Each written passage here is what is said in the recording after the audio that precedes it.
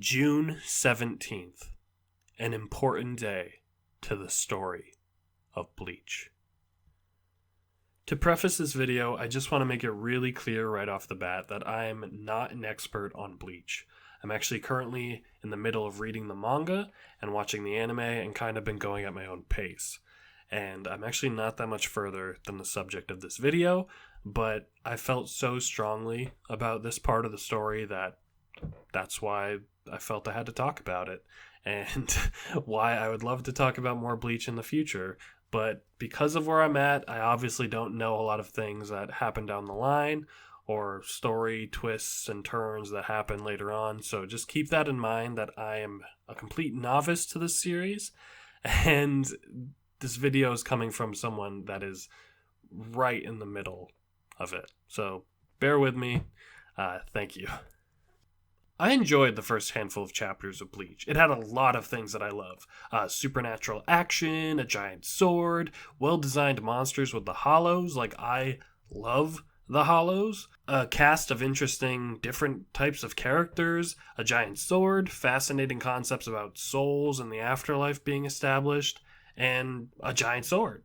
I'd grown up as a devout follower of One Piece, and usually I also kind of kept tabs on Naruto as it was going along, but the third member of the so-called Big Three of manga at the time completely somehow eluded me, and Bleach was just this hole in my manga knowledge that, I just wasn't very aware of any of it. I had some friends that liked Bleach, and one of them slept over one time and Bleach was on Adult Swim, but I remember very little of what I saw back then. It was probably just one episode, except that there was, obviously Ichigo and his huge sword. So as I finally got around to reading the beginning of Bleach, I enjoyed it a lot, but it was missing something.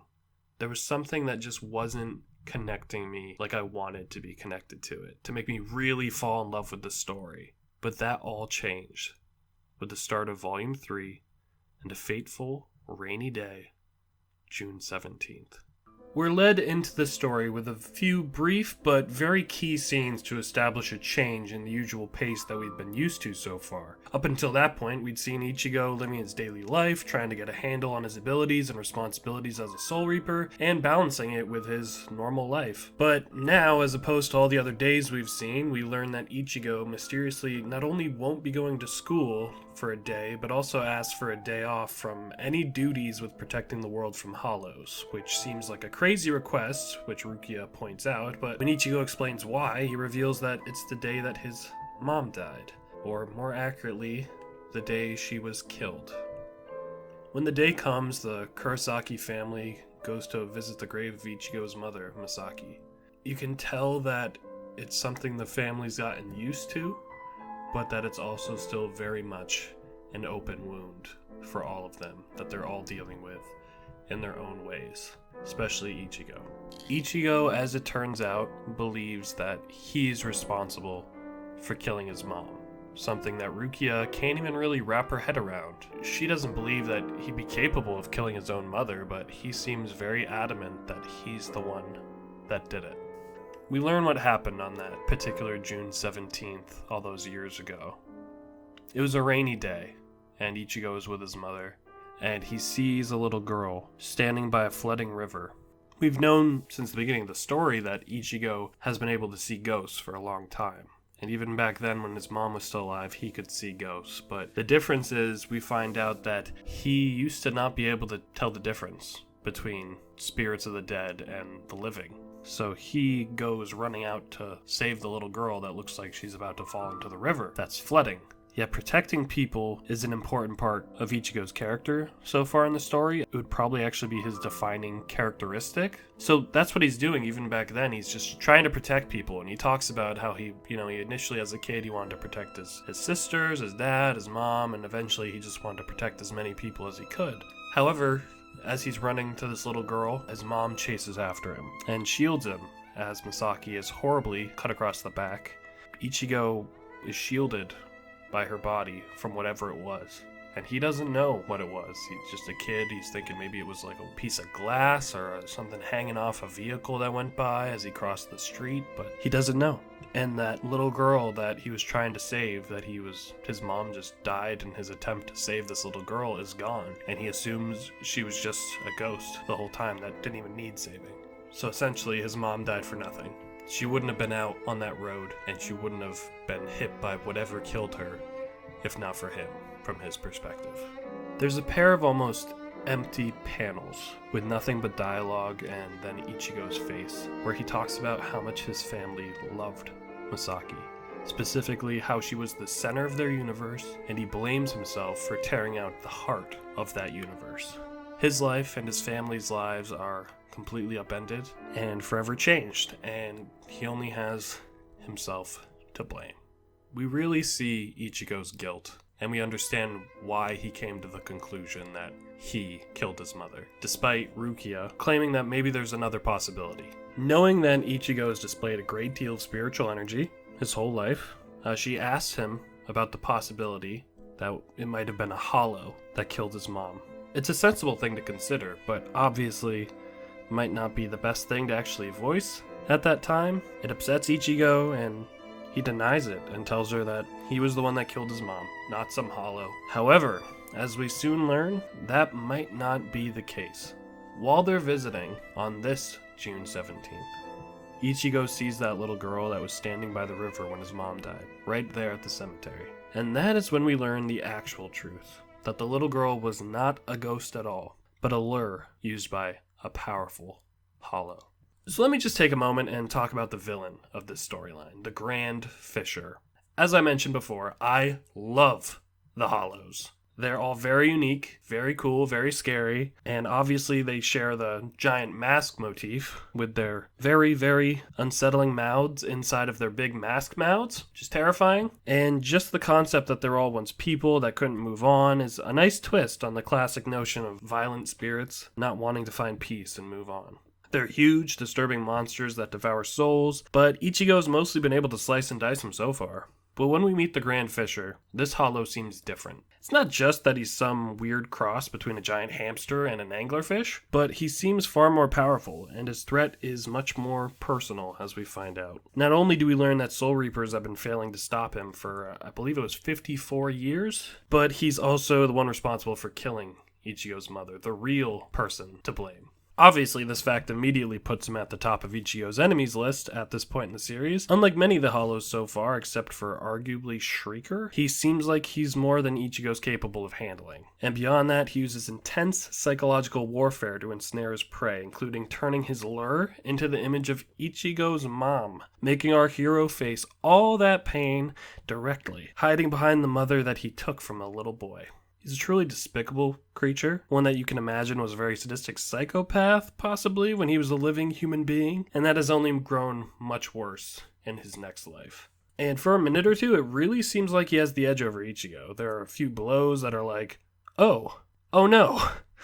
We haven't seen Ichigo get quite this banged up in the series before, but he manages to deal a significant blow of his own, which forces the Grand Fisher to retreat. In a really messed up way, where he kind of turns into like a hamster version of the mom and flies away. And I'm pretty sure they cut this part out of the anime from what I remember, because it's just so unsettling.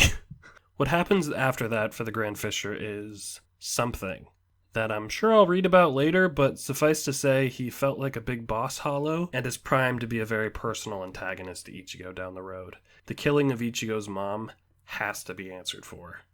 One of my favorite scenes after Ichigo confronts the Grand Fisher is when him and his father are speaking in front of Misaki's grave. Throughout the story so far, we've seen that the relationship has mostly been played for laughs, but here's a quiet moment where his dad reminds him how amazing Misaki was, and how Ichigo's lucky that he had a mother that would give her life protecting him. He tells him that he wants Ichigo to live a long, good life, or else he won't be able to face his wife in the afterlife someday. And later, Ichigo expresses a similar sentiment when he tells Rukia that he has to avenge his mother or he won't ever be able to face her. That's a very powerful and understandable feeling to have. You want to do right by someone's memory. You want to make them proud even if they're gone. And if there's a chance that you will see them again someday, you want to be able to face them without guilt or shame.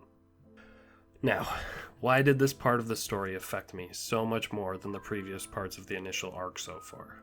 Why did this one day mean so much more to me than Orihime's late brother turning into a hollow, or that poor little boy whose soul was trapped in a bird? I don't want to get too emotional about the things I'm about to talk about, but it's important for you to understand what this story meant to me and why it clicked so much. I understood Ichigo on a deep, fundamental level. I understood his loss and I understood his grief, and a manga story has never connected with me as much as these few chapters of Bleach did. To the point that I have made a YouTube channel and a YouTube video to express my feelings about it, because I just felt that strongly about what this story did. My mom died years ago, when I was still young and still, trying to figure out how to grow up, how to navigate life, and that loss is still extremely raw, no matter how many years it's been. We knew early on that Ichigo's mom had passed, but I didn't expect Tite Kubo to tackle it in such a real way. We've seen much more of Ichigo's father, who's doing everything he can to raise his children right on his own, and honestly, I thought of my own dad, doing his best to keep me and my brother afloat, despite the fact that he was also struggling and grieving at the time. Most importantly, something that I've never seen addressed so well in a story, the significance of that date, which I've tried to obviously emphasize with this video. It's the date that you never forget, that used to be just some random day on a calendar and now holds so much more power to bring all those difficult memories and feelings back. Ichigo and his family take time to celebrate Misaki's life on the date of her death every year. They put aside work and they put aside school, and they even put aside supernatural responsibilities that one of them now has. And they take that day of pain and try to find some peace in it. There's something so beautiful and real about that, and from my own experience, it's absolutely true. My mom died on December 12th, and I will never forget that day or that date. And every year, that day hurts, but we have to keep going. Just like Ichigo, who on June 17th defeated his own mother's killer, pushing through his own guilt, his own grief. He wasn't able to kill the Grand Fisher, but he protected his friends from him and got some sort of start to avenging what the Hollow took from him. And maybe some people will call it bias and say that I'm inflating an alright story with more gravitas because of my own personal history, but that's honestly the beauty of stories. They can affect all of us differently. They can mean different things to different people, and sometimes you feel like that the characters you're reading about, or the author that gives them life, knows exactly what you're going through. And sometimes that's the best kind of story. The one that you need. I understand Ichigo Kurosaki so clearly now, and I want him to succeed. I want him to continue to protect his family like he wished he could have protected his mom. I want to see him become something great, something he'll wish that his mother could see, and maybe someday she will. And that is why this story worked so well. That is why I will continue this manga to the end now, and that is why I now love Bleach. It's all thanks to June 17th. Thank you all so much for watching. It's my first YouTube video here on this channel I've started. And please let me know if you'd like to hear my continued thoughts on Bleach as I work my way through what has so far been a wonderful story. Thank you.